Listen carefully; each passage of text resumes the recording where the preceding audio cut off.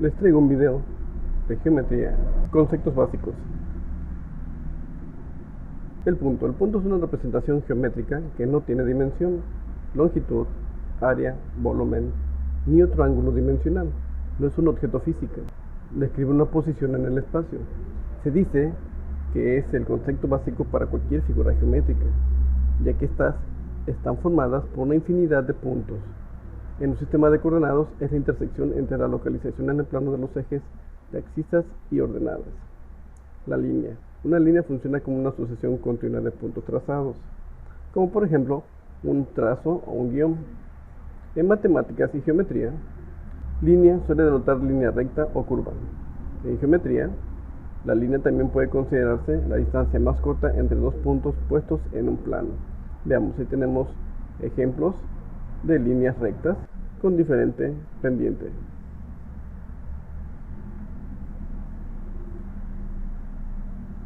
El otro concepto de línea es: la línea, geométricamente hablando, es un ente invisible. La línea es un punto en movimiento sobre el plano. Al destruirse el reposo del punto, este se mueve por espacio, dando origen a la línea. Muchas veces se utilizan líneas imaginarias como ejes en el dibujo técnico, que sirven de referencia.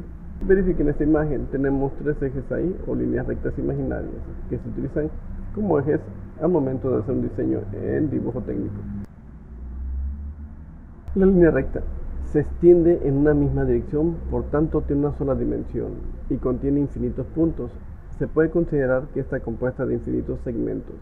Dicha recta también se puede describir como una sucesión continua e indefinida de puntos, extendidos en una sola dimensión, es decir, no posee principio ni fin.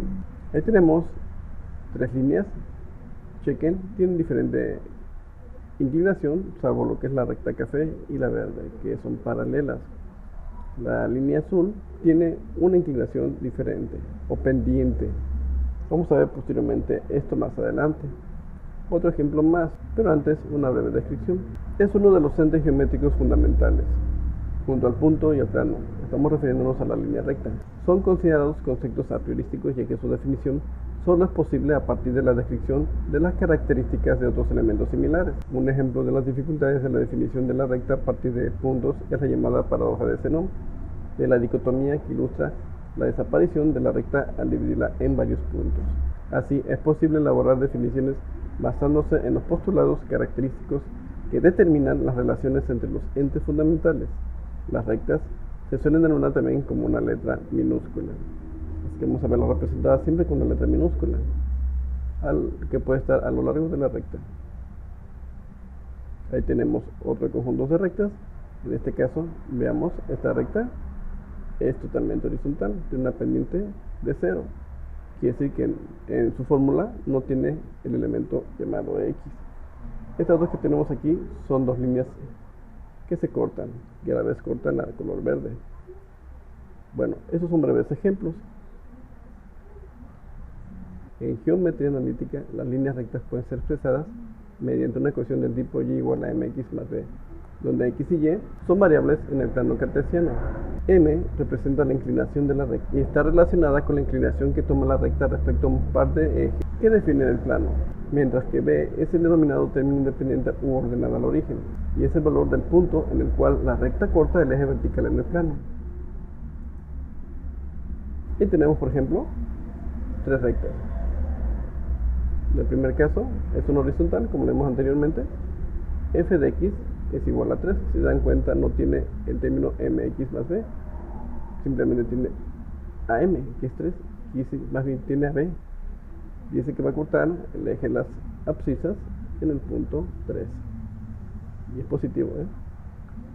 Esta recta que estamos indicando aquí, que es p de x, va a ser igual a x más 1.5, quiere decir que tiene de pendiente 1, la variable x, que representa una recta línea, más 1.5, que es el punto donde va a intersectar al eje de las abscisas. Aquí veámoslos, aquí vean, aquí está intersectado el punto en el punto 1.5, a la mitad de 1 y 2. La siguiente recta, chequen, aquí la tenemos, b de x va a ser igual a 2x menos 2. 2 es la pendiente, diferencia aquí que era 1, chequen, está más levantada. x menos 2. El menos 2 es donde va a cortar la línea recta al eje de las abscisas. Veamos, aquí está menos 2. El segmento.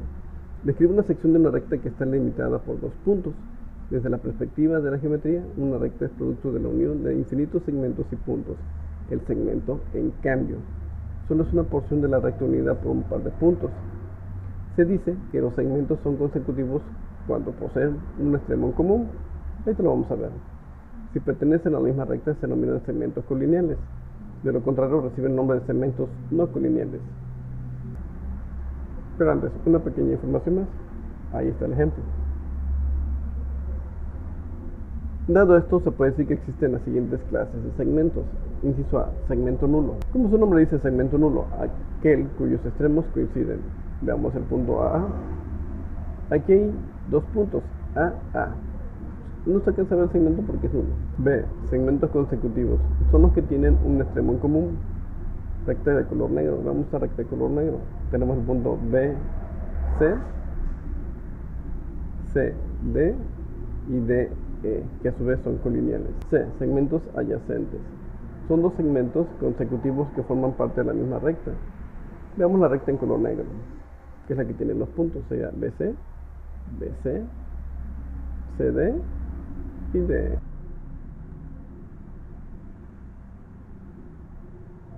El rayo es la línea que parte de un punto definido aunque no tenga un punto final determinado. Se denota escribiendo dos de sus puntos asignados en letras mayúsculas y una flecha apuntando en un solo sentido. Se usa en el estudio de vectores para indicar su punto inicial y su dirección. Observe la imagen siguiente. Bien, ahí tenemos las imágenes. Vamos a lo siguiente, tenemos los puntos ahí, los dos puntos que están generando el vector y su flecha que indica su sentido. Ahí está.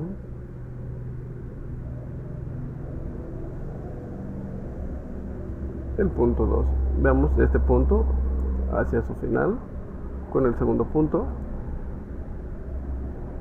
y del punto inicial al punto final, representados con la flecha, y el último vector o rayo. Ese es el segundo punto, ya está indicado ahí.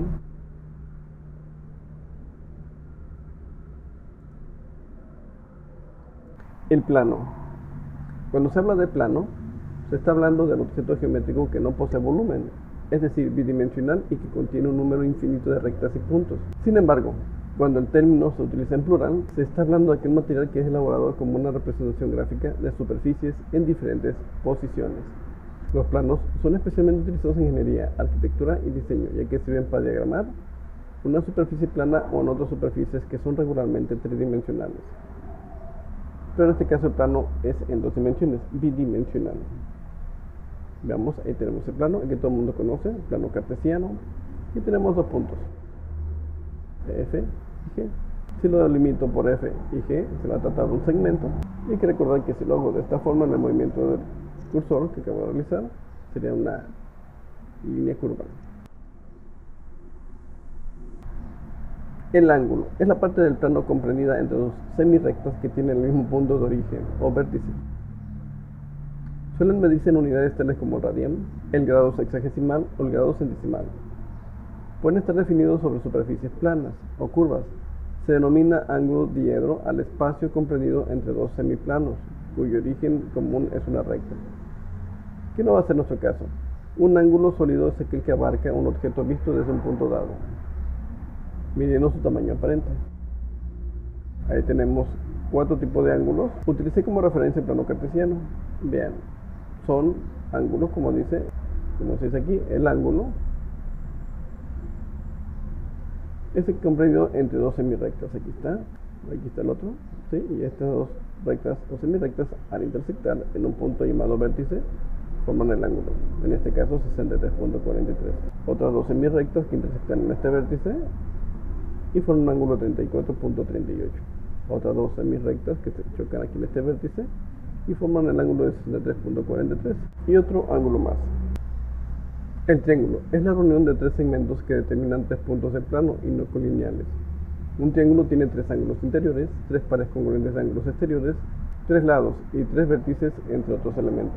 Si está contenido en una superficie plana se denomina triángulo, aunque también se le conoce como figura geométrica por sus lados como trígono, trígono de 3, hígono lados, 3 lados.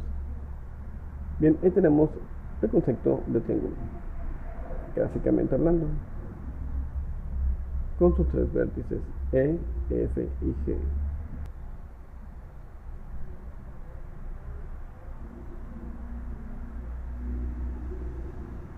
Polígono, figura plana compuesta por una secuencia finita de segmentos rectos consecutivos que cierran una región en el plano.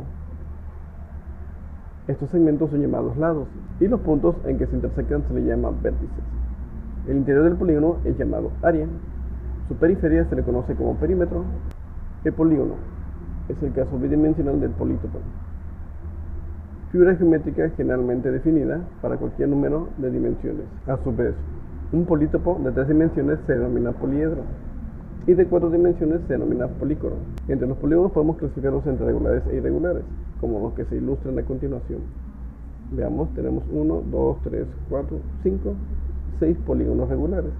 Y estos dos últimos que tengo aquí, estos dos donde estoy pasando el apuntador del mouse, son polígonos irregulares.